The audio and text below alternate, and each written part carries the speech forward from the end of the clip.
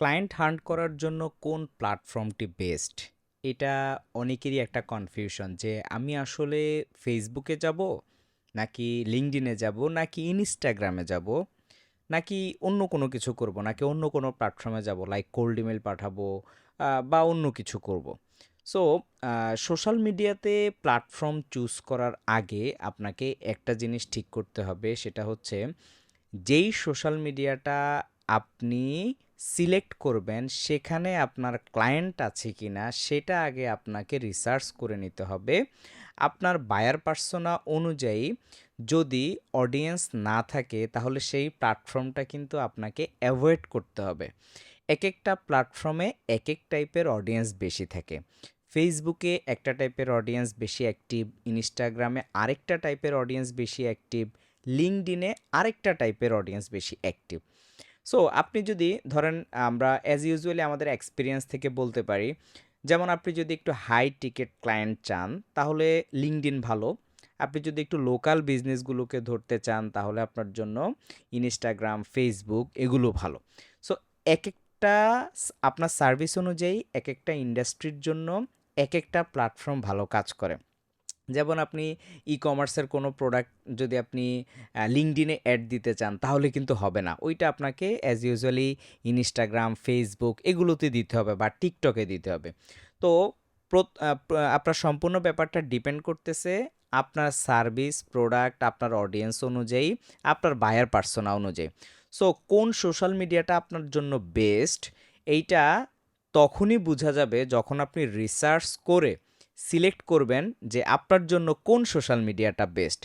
তাই কেউ যদি চিন্তা করেন বা হুটহাট করে যদি আপনি কোনো একটা সোশ্যাল মিডিয়া সিলেক্ট করে কাজ করা শুরু করেন, দেখবেন যে আপনি কাঙ্ক্ষিত রেজাল্ট পাচ্ছেন না, এবং রেজাল্ট না পেলে আপনার তখন ফিল হবে যে আসলে ক্লায়েন্ট তো পাওয়া যাচ্ছে না। যেমন আপনি যদি ই-কমার্স নিয়ে কাজ করেন, ডিজিটাল মার্কেটিংয়ের সার্ভিস দেন, আপনি সোশ্যাল মিডিয়ার মধ্যে যদি ফেসবুক, ইনস্টাগ্রাম এগুলোকে টার্গেট করেন তাহলে আপনি বিজনেস ওনারদেরকে টার্গেট করতে পারবেন, small to mid size. But আপনি যদি লিঙ্কডইনে যান তখন আপনার টার্গেটিংটা কিন্তু চেঞ্জ করে ফেলতে হবে। লাইক আপনি কোনো একটা ই-কমার্স কোম্পানির হেড অফ মার্কেটিং বা তাদের মার্কেটিং টিমকে আপনার রিচ আউট করতে হবে আপনার সার্ভিসের জন্য। তো এইভাবে করে ডিফারেনশিয়েট হয়ে যাচ্ছে যে আসলে আপনি কোথায়, কখন, কিভাবে সার্ভিসটা দিতে চাচ্ছেন।